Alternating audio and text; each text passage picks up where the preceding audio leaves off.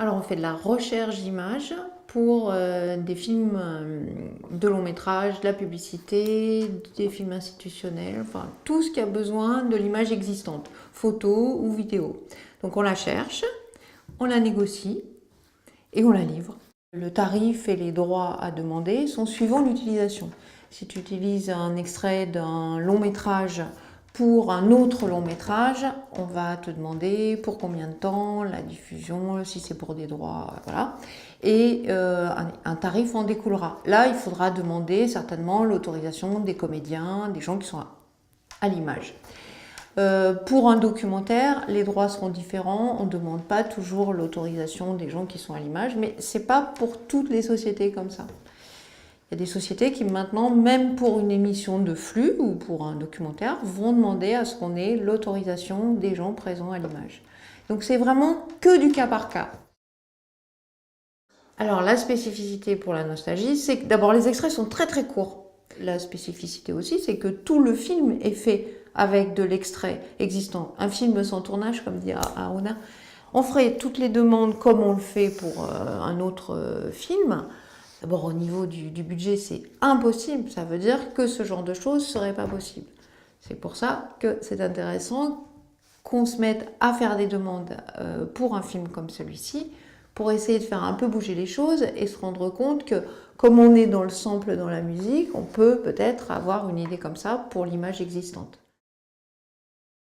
L'idée est vraiment d'aller voir chaque ayant droit, effectivement, de leur demander ce qu'ils en pensent, de leur présenter le projet. J'insiste beaucoup sur le fait qu'on leur demande quand même leur avis. Il n'y a pas qu'une question d'argent. Il y a aussi, moralement, on ne va pas faire tout et n'importe quoi. Il peut y avoir des projets, tu peux avoir fait un film, et puis le projet qu'on va te dire, on va te proposer, te dire bah, je vais tout découper ton film, ça ne te plaît pas, c'est pas du tout dans ton idée, c'est même à l'inverse de ton éthique, de ta morale. Il faut quand même avoir aussi toujours cette idée de regard sur ce qui se fait.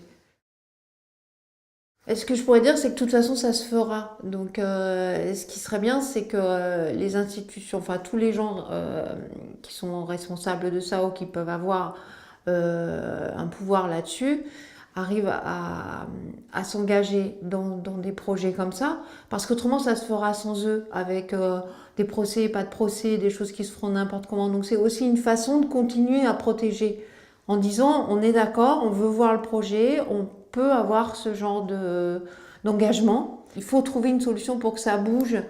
Et le but n'est pas de vous voler votre patrimoine, n'est pas de faire qu'on puisse piller les choses, c'est d'arriver à ce fameux fair use, mais encadrer les choses.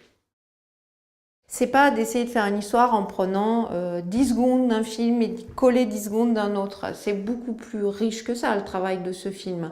C'est à la fois du collage, c'est à la fois des petits morceaux pris comme ça. C'est pas un nouveau bout à bout fait avec tous les films de l'histoire du cinéma. Oui, moi j'ai vraiment le sentiment que c'est quelque chose qui va révolutionner, ça on le sait que beaucoup plus tard, mais en tout cas qui va marquer un tournant. C'est quelque chose qui va faire avancer et peut-être l'histoire des droits et la façon de faire des films. Et c'est évident qu'il faut que le chaînon soit dedans.